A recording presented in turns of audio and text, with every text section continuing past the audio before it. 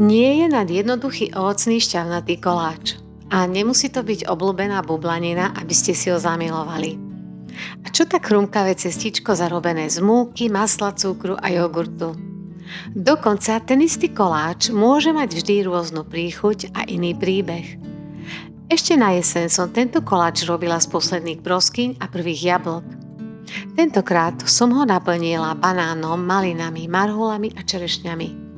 Navrch chrumkavú posýpku z múky, cukru, masla a mandlí. Celá príprava mi netrvá dlhšie ako 20 minút.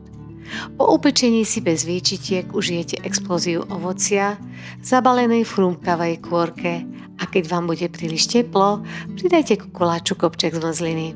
Toho Kinko dostane, Reuša dostane a jeden aj pre mňa.